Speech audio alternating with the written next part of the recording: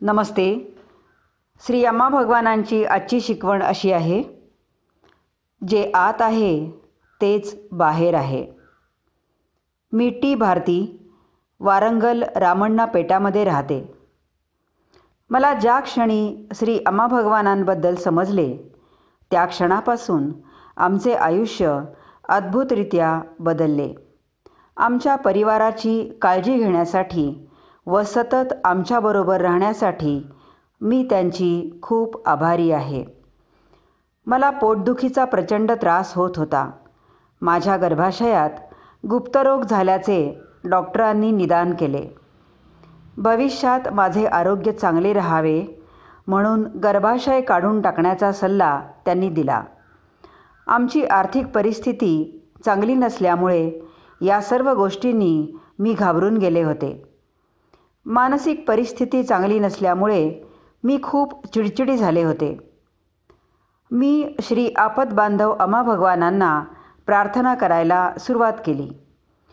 भक्तांनी मला 3 दिवसाच्या वरयज्ञ प्रक्रियेत भाग घेण्याचा सल्ला दिला. मी ते केले. पहिल्याच दिवशी मी खूप चमत्कार अनुभवले. दुसऱ्या दिवशी मी शवासनात असताना श्री अम्मा भगवानांनी माझ्या गर्भाशयात गूढ सर्जरी केली. मला स्पिरिट व औषधांचा अगदी व्यवस्थित वास येत होता. नंतर माझी वेदना अचानक गायब झाली. 8 वर्षानंतर मी एका वैद्यकीय कॅम्पमध्ये भाग घेतला. त्यांनी पूर्ण शारीरिक तपासणी केली व माझे गर्भाशय केव्हा काढले असे विचारले. आमचे सर्वश्रेष्ठ डॉक्टर श्री अम्मा भगवानांनी ऑपरेशन केले व माझे गर्भाशय काढले असे मी त्यांना सांगितले. हे ऐकून ते अवाक झाले. अशा मरणप्राय वेदनातून आणि जीवघेण्या परिस्थितीतून मला सोडवल्याबद्दल तुमच्या चरणी हार्दिक कृतज्ञता प्रिय श्री अम्मा भगवान. मी के. रामकृष्ण वारंगल पेरुकावाडा येथे राहतो. श्री अम्मा भगवानांनी माझ्या आयुष्यात असामान्य चमत्कार केले आहेत. मला पोटदुखीचा प्रचंड त्रास होऊ लागला. त्यामुळे माझ्या आईने मला दवाखान्यात नेले. माझ्या लिव्हरमध्ये समस्या असल्याचे डॉक्टरांनी सांगितले. माझे ऑपरेशन करावे लागणार होते. ऑपरेशनच्या आदल्या दिवशी आम्ही अम्मा भगवानांच्या मंदिरात गेलो.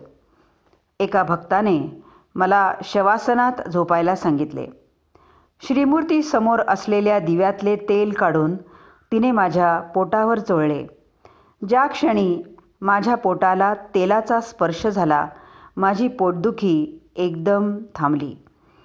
दुसऱ्या दिवशी माझ्या ठरवलेल्या ऑपरेशनच्या आधी काही ठराविक टेस्ट करायच्या होत्या. माझे सर्व रिपोर्ट्स पूर्ण नॉर्मल असल्याचे बघून डॉक्टरांना धक्का बसला. श्री अम्मा भगवानांना अनंत कोटी धन्यवाद. हे केवळ त्यांच्या कधीही अपयशी न ठरणाऱ्या अनुग्रहामुळे झाले होते.